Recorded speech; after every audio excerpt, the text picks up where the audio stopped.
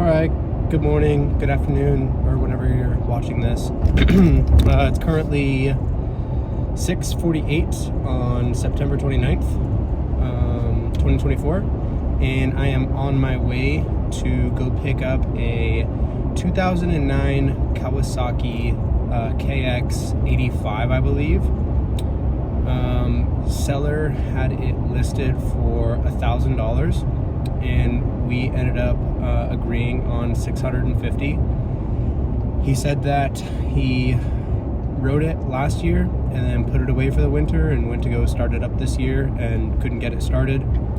So my guess is that if he put it away running and now it's not running, it's probably some issue with the carb.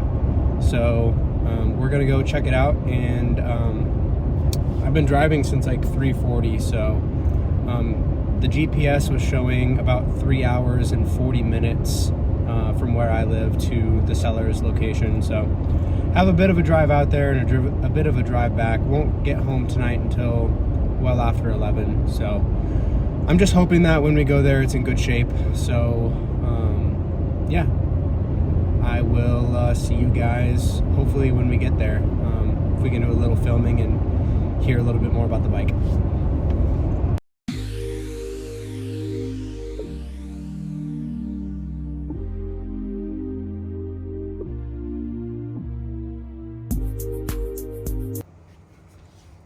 So you guys said that you it was running last year and you put it away and now it's not?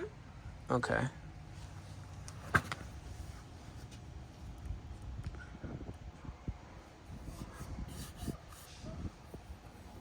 And nothing like out of the ordinary happened? Like you just went for the last ride and then put it away? Yeah. Okay.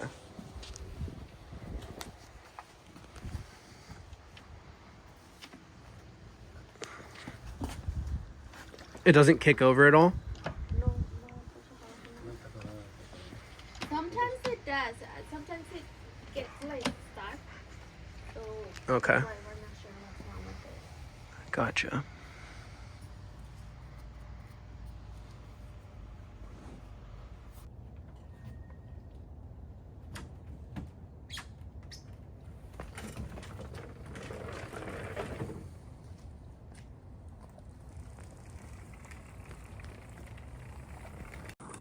So as I'm editing this video, I realized that I never did a diagnosis of, what I'm trying to figure out right now with the bike.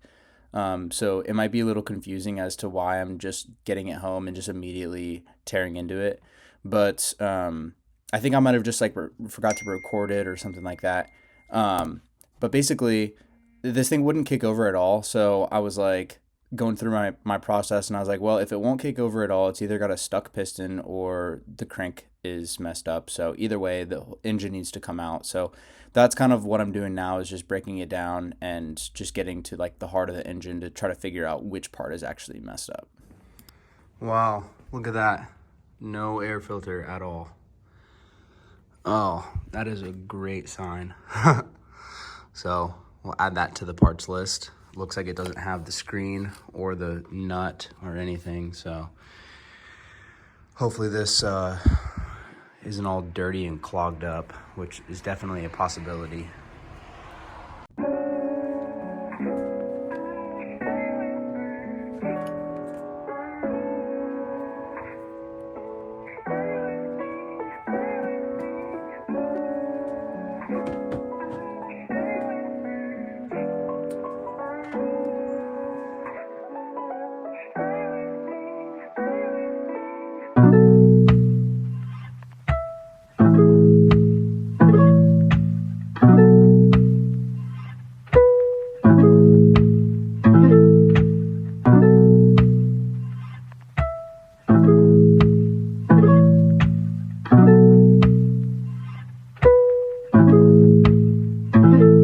Kick.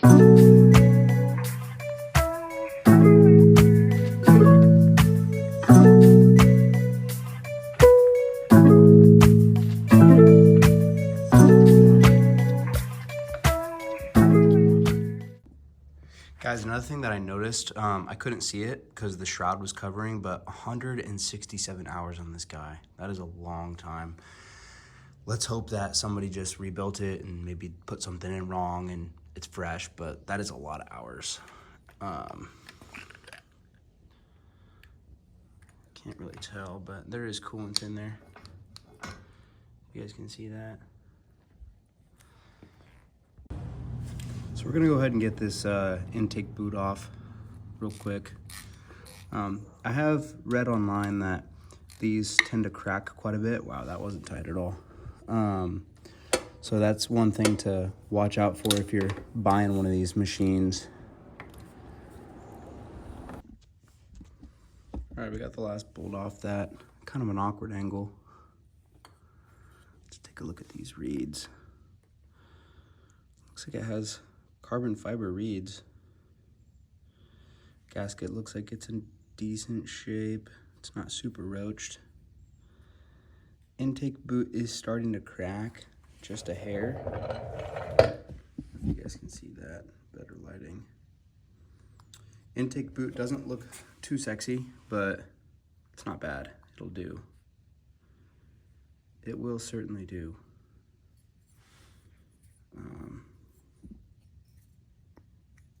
Yeah, they're not getting stuck or nothing. Definitely free. So it's not the intake. All right, we're gonna get this header and this pipe off next.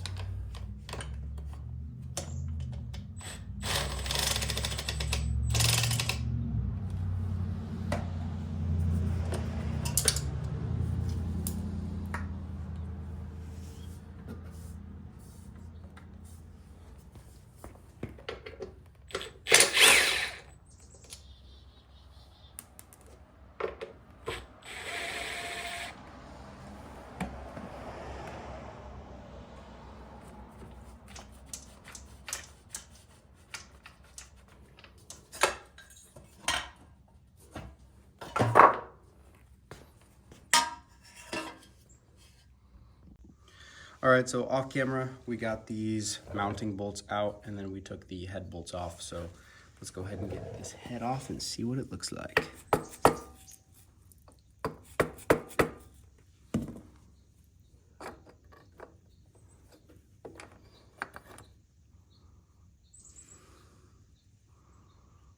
Oh, the head looks fine. The head looks great. A little chip there, but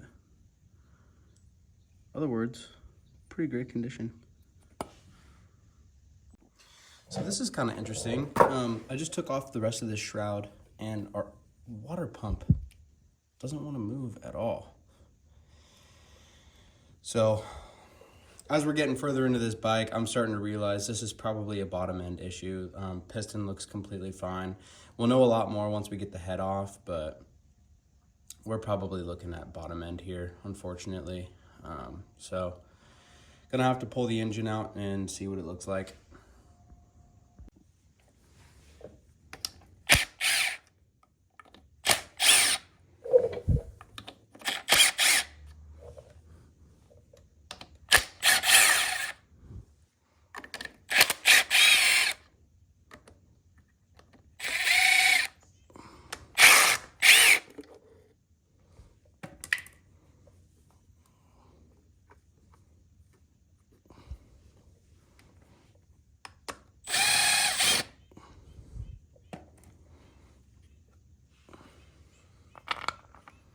This is crazy. This feels like cheap plastic.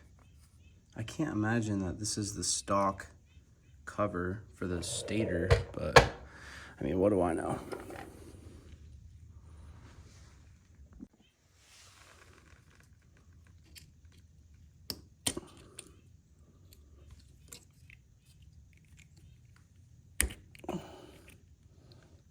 It's really pretty tricky if you don't have the inverse plier snap rings, I think is what they're called.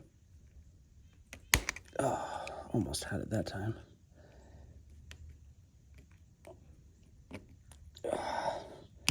Come on.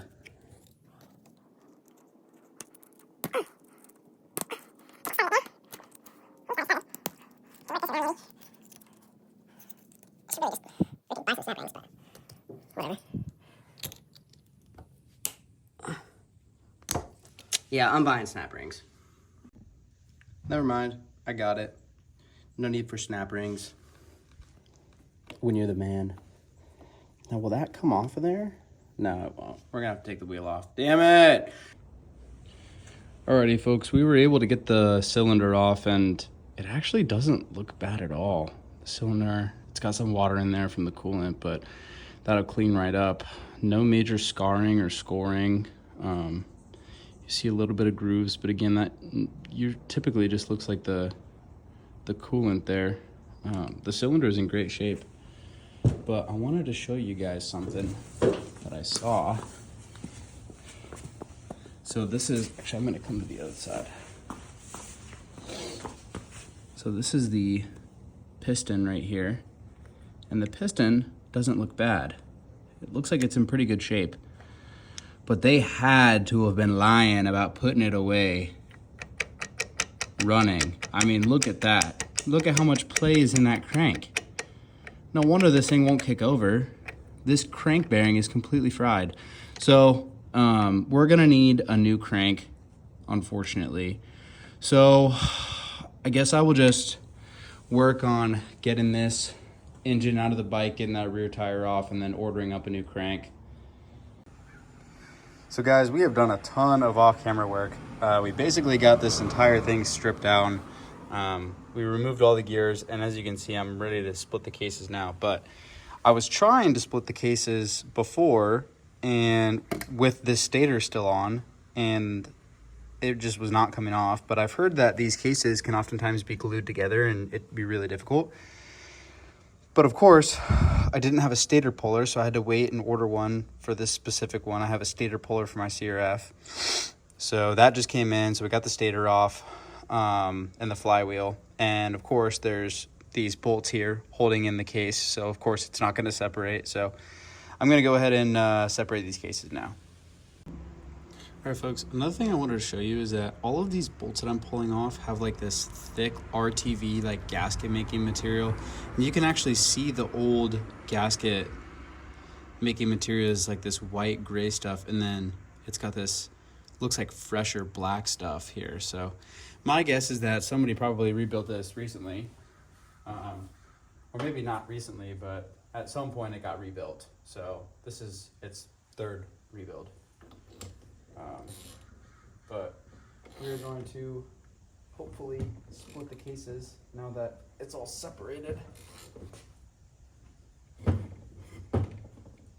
Oh man, this is so tight. All right, you're not supposed to do this, but I'm gonna take an impact to it.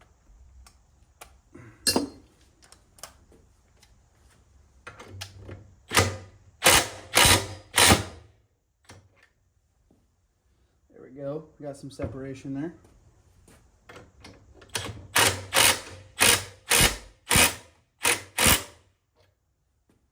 Yeah, that is, you're very much not supposed to do that, but this thing's been fighting me forever, so.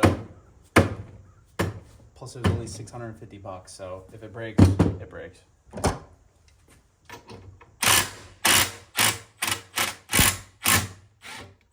Ah, just like that. Cases are split. Want to make sure that you're washing for any like washers or anything like that when you take the case off on the back side. That looks free. What are we hung up on here? There we go. Oh yeah. Some real thick RTV all over this case. Looks like no washer there. No washer there. Ooh, our crank bearing is actually okay.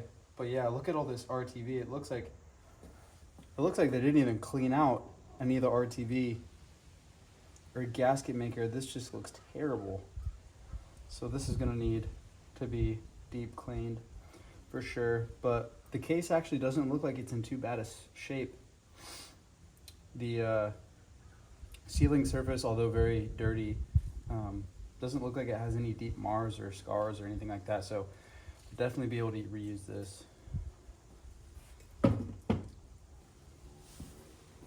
Doing a little bit of investigating at the crank, definitely is bad. I mean, look at this play in the rod, and you can kind of see in there the discoloration from the heat, how this is starting to turn blue and red, and then you don't have that anywhere else on the crank, which indicates that this was getting really hot, because when this gear in here goes, there's a lot more friction. You can see discoloration on the rod there as well.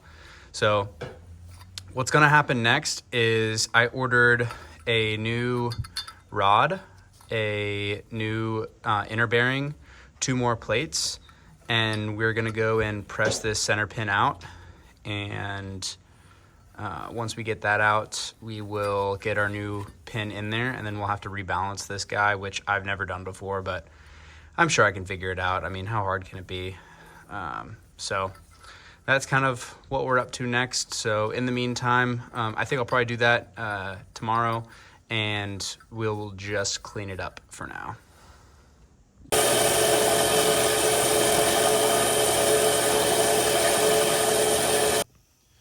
So I've kind of made some marks based off of the width of this rod right here. And I found a piece of sheet steel.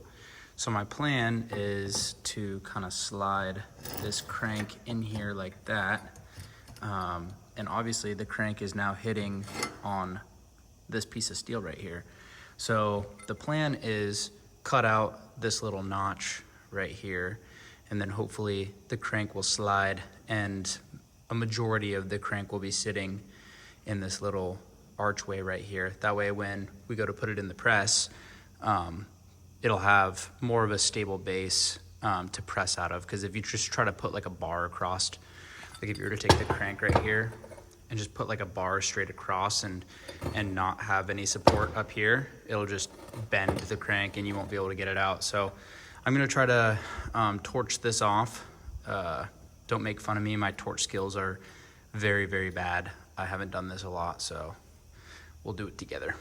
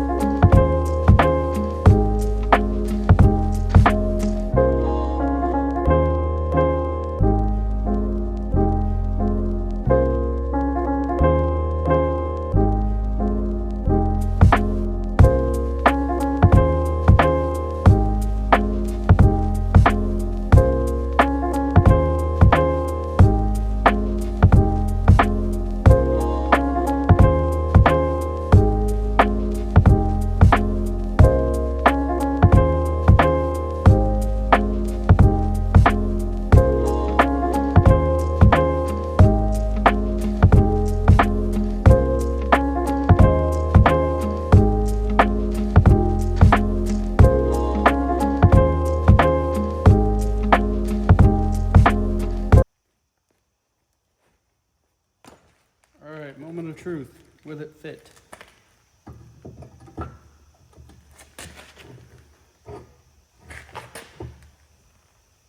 Oh, it does, but it's getting hit on the table.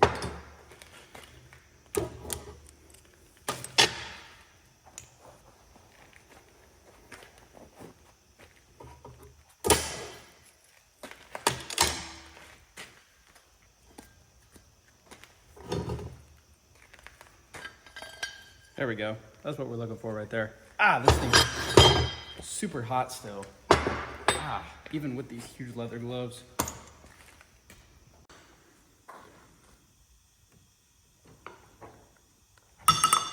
What the heck?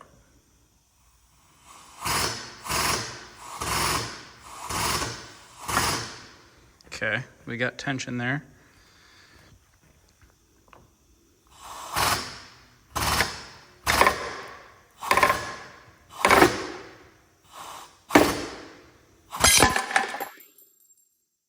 There we go, it worked. So I wanted to give a huge shout out to my Uncle Adam. He's a professional diesel mechanic, and he dedicated a few hours of his time to helping me rebuild this crank. There's just no way I could have done it by myself. I thought about it, and I think pressing the bearings apart was about as much as I could have done. So I really appreciate that, thank you. Also, look at this bearing. There's no way they put this away running. There's no way. So we do have a bit of a problem when going to install this crank. Look at the very end, like right here. You can visibly see just a tiny bit of wobble there. Well, I guess that's actually quite a bit of wobble. And, you know, if I'm seeing it here visually, then it's definitely too far out of spec, because a lot of times the tolerance on like how much this should be off-centered is like tens of thousandths of an inch, like very, very small that it can be off. And if I can visually see it, that's definitely more than that. So huge shout out to Chuck over at CG Performance. I dropped this crank off to him and he got it trued within like 5 minutes. It was insane. He just like took the crank, measured it with this little dial, and then hit it a couple times, and then obviously this is the end result. Just nuts. I wanted to show something really quick. So I went to go put this, this is the right side case, so you know your clutch would go right here and all that. I went to go put this cover on with the clutch and everything in place, and I noticed that there was a tiny gap right here, and I couldn't for the life of me figure it out. There's a little spot on the right side case cover right here that is supposed to, I think, press against this lever right here. This is the shifting mechanism. And I couldn't figure out why that little gap was there. So hopefully this, if you ever have to take this thing apart, this will save you some time. I figured out that there's a little washer that goes down here, and this arm underneath is spring loaded. So what happened was this got pushed back and this little washer came down like that, and then when it came forward, the washer was hitting against this. And believe it or not, that is enough to make it so that this piece sticks out just far enough to where that case won't go on. And I don't know if you can also see this, but let me see if I can get it closer for you. But it also makes it so that if you shift up, it'll hit this gear right here. It'll hit that starter gear. So check that washer if you're having problems. I just wanted to do a voiceover here because I have a really bad tendency to ramble when I'm trying to explain stuff, something that I'm working on. But basically, to save time when you're putting this engine back in, there's that triple thing up in the front, like that attaches to the head, and then there's those two front and bottom mounting bolts, and then there's the rear swing arm bolt. What's the fastest is to put the swing arm bolt in first and then do the triple up there that attaches to the head, and then after that's aligned, then your bottom will align.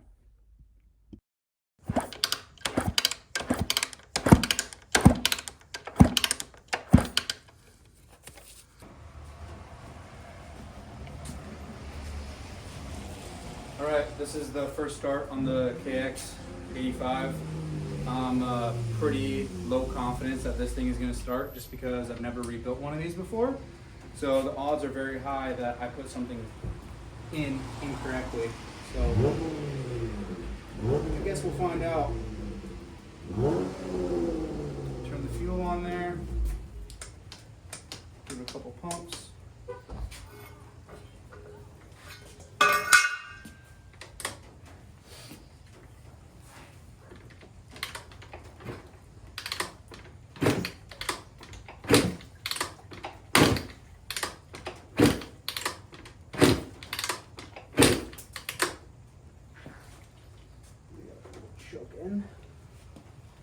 We got spark earlier, so.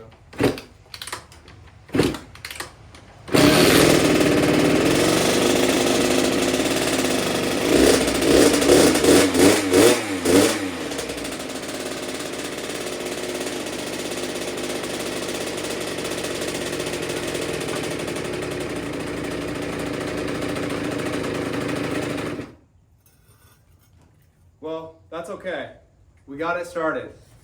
That's a huge win. We knew that it had a little leak out of the this right here, but all of that is easy fix. Easy.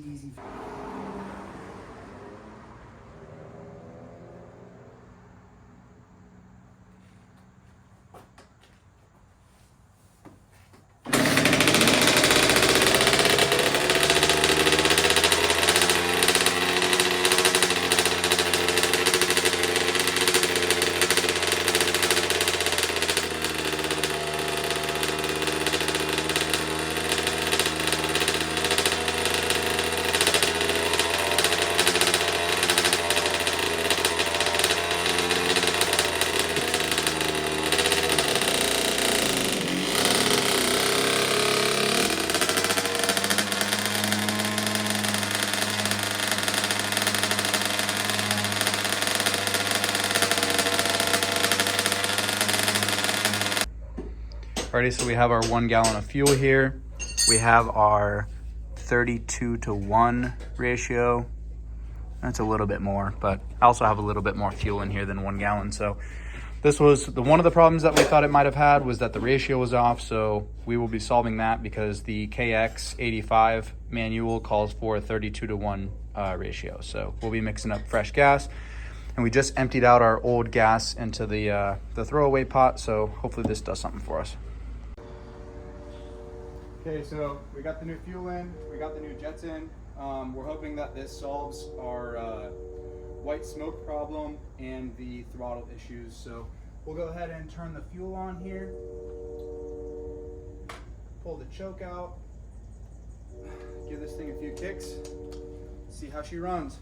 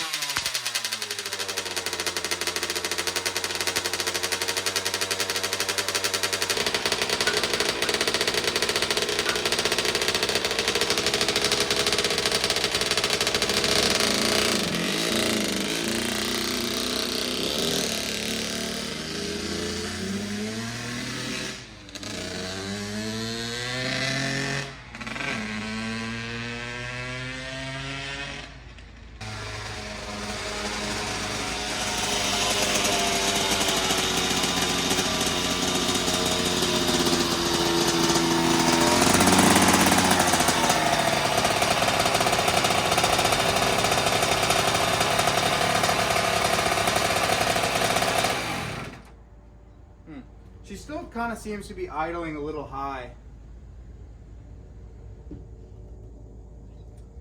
So I think maybe we'll go down another jet and see if that does anything. I think it's possible that we could have an air leak somewhere, which is just forcing a lot of extra air in there. But yeah, I think for now we'll go down another jet size and see if that does anything.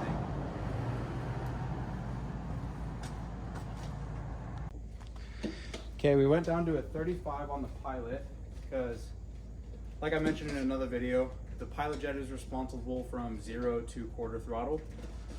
So I'm hoping that this will slow down the idle a bit and make it a little more manageable. We'll turn the fuel on here. Put fuel into the bowl.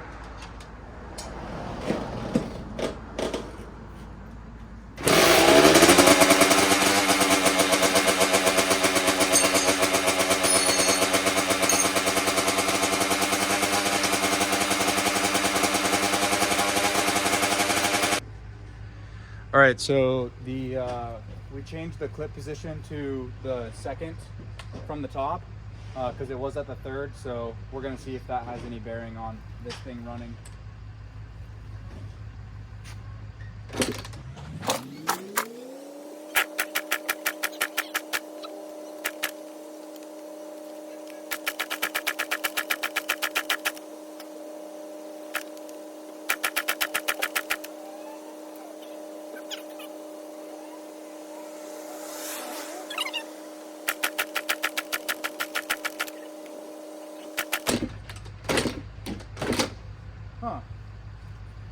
Now it doesn't want to start.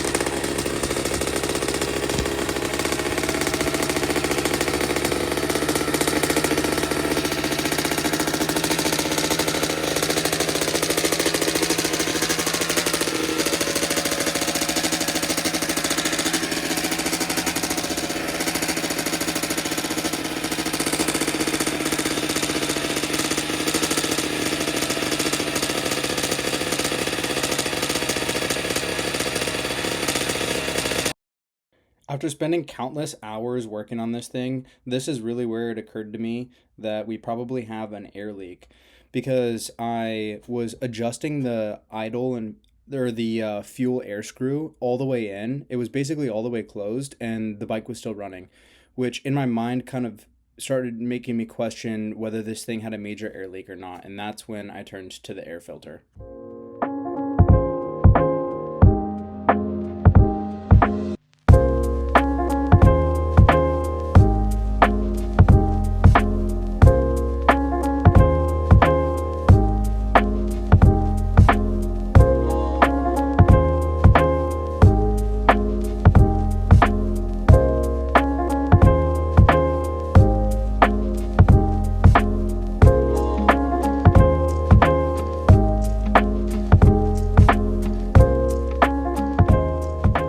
Alrighty, so I feel a little silly, guys. The cage was missing from the air filter, and I think there was an air leak, which was what was causing it to like rev out and not want to like idle correctly. So we got the cage here after waiting a couple weeks, and we're gonna filter this guy up and then stick it in and hopefully see if that does the trick.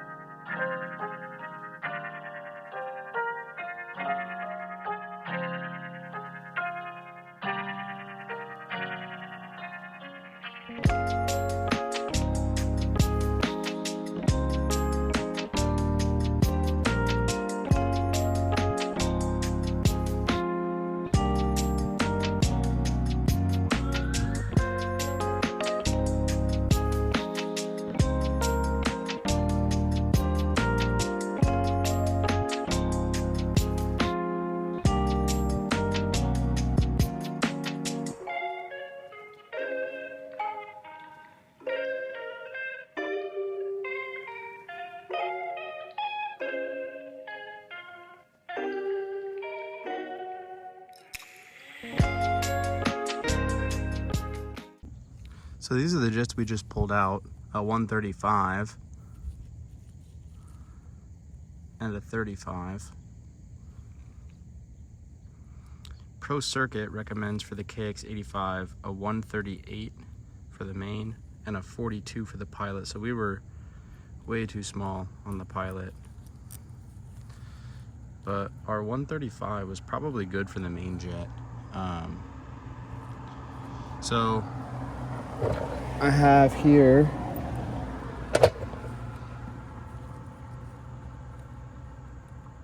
I have a 40, which is pretty close. That's within 2 of the pilot, so we're probably gonna go with that for the pilot. And then I have a 140. So I have a 135 and a 140. It recommends 138.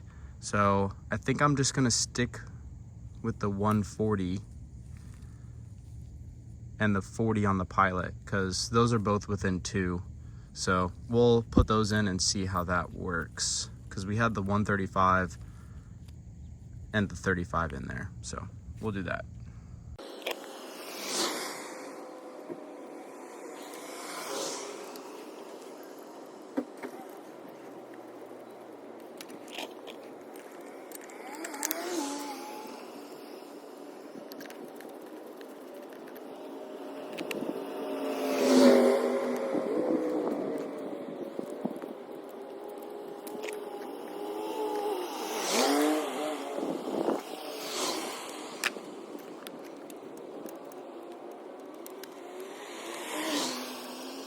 That did the trick.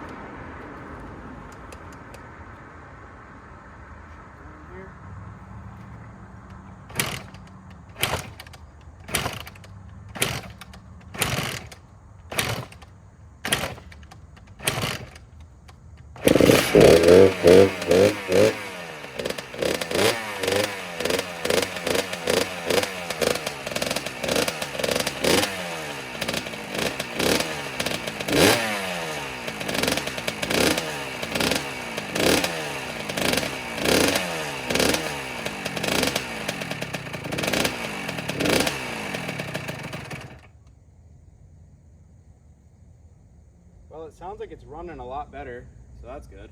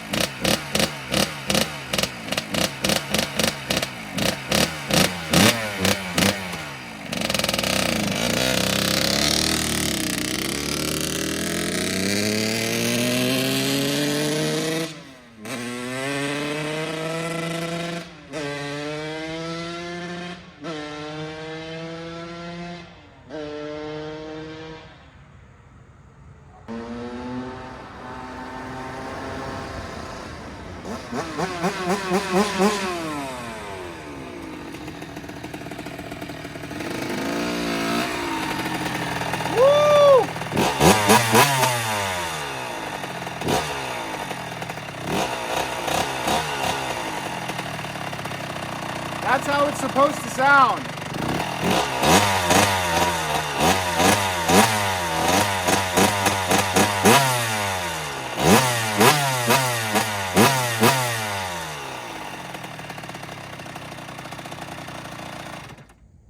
Woo!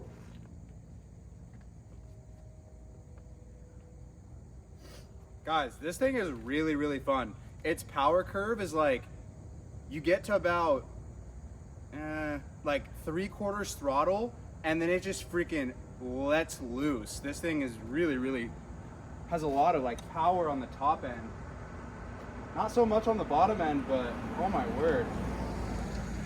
Its whole shot isn't great, but like, yeah, like I said, 3/4 throttle, this thing is moving. Oh, someone's gonna have a lot of fun with this thing.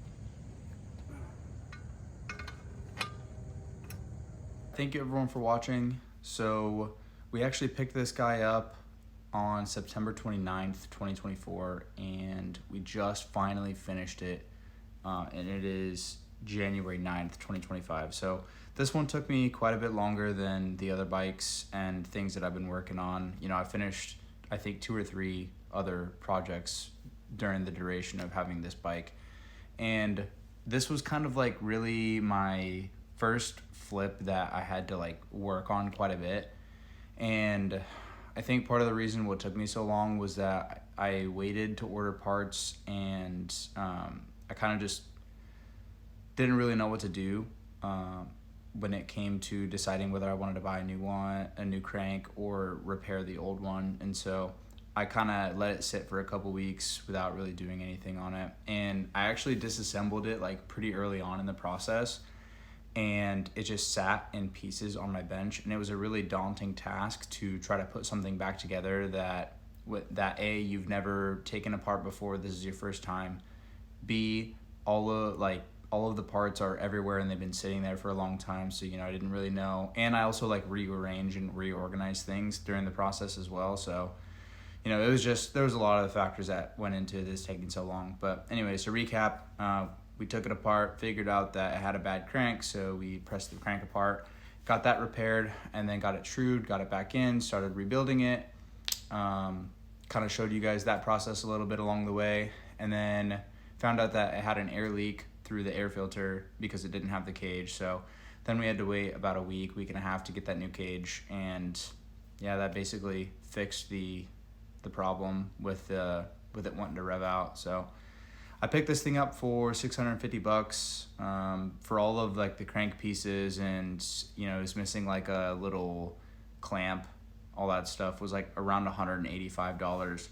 I spent about $40 on fuel just going to pick up the bike, and then to true the crank was about $20. So I spent about $900 on this thing through and through, and I don't think I'll make a ton of money on it. I think I'll probably try to list it for, I'm gonna list it for $1,500, and I would be really happy to take 11 or 12. I think realistically we're probably gonna be like 1,000 to 1,100, but I won't make a ton on this. But you know, it was a good learning experience for me, so I hope you guys enjoyed. As always, I will link my previous video up above, and yeah, stay tuned for more content.